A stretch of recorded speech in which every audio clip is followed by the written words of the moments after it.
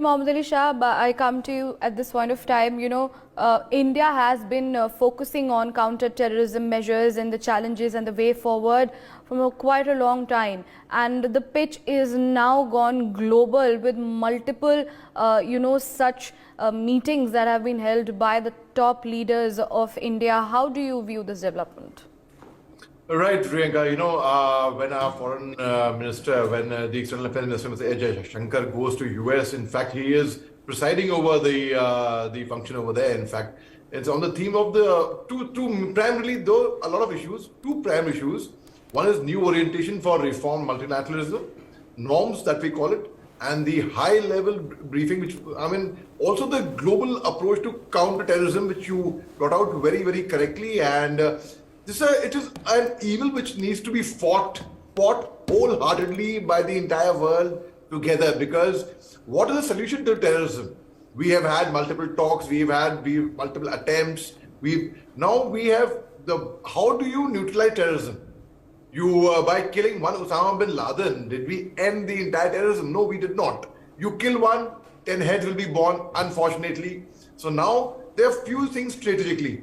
One is how to wipe out the ideology. When the ideology is wiped out, automatically terrorism would be nipped in the bud.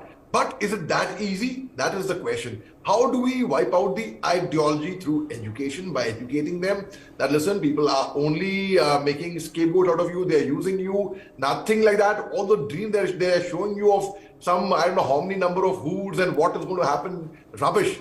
Nothing of that sort is going to firstly happen, so let's not get into that.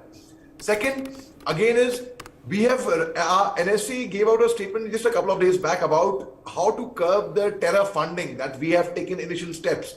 Pakistan is an expert at IT, not information technology, but international terrorism. An expert at terror funding. They will do terror funding through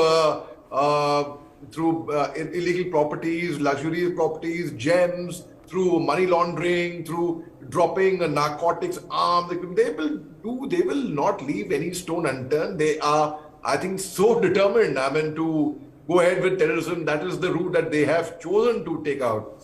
So that country actually promotes terrorism. They make heroes out of terrorists.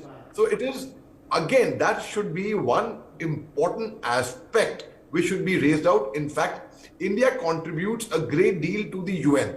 Every year we have one of the maximum troops, we have one of the maximum contribution to UN, but yet we are not given permanent membership of the UN as yet. We are given temporary membership for a year, for some time, and it's like, okay, be happy. Though we were offered a permanent membership earlier during Mr. Jawaharlal Nehuru's time, he gave it to China for a different reason altogether, and that's a thing we regret till today, because a very big mistake, because China is the one who has put its foot down all the time, because one of the P5 members, and for India to become a permanent member of UN, because if India becomes a permanent member of UN, then China will also, their value will become less, and they will also buy it in certain ways, and they don't want that to happen. Now, when our external affairs minister goes to US, I see a lot coming out from this visit, because we are fortunate to have a very, very good, sound, balanced, mature external affairs minister who has the right replies, well educated, and he has himself been the external affairs, he's been in the secretary, he's been an IFS officer. So he knows very well how to conduct and how to go about. He knows a lot about diplomacy. So I am sure it would be a very, very fruitful visit. And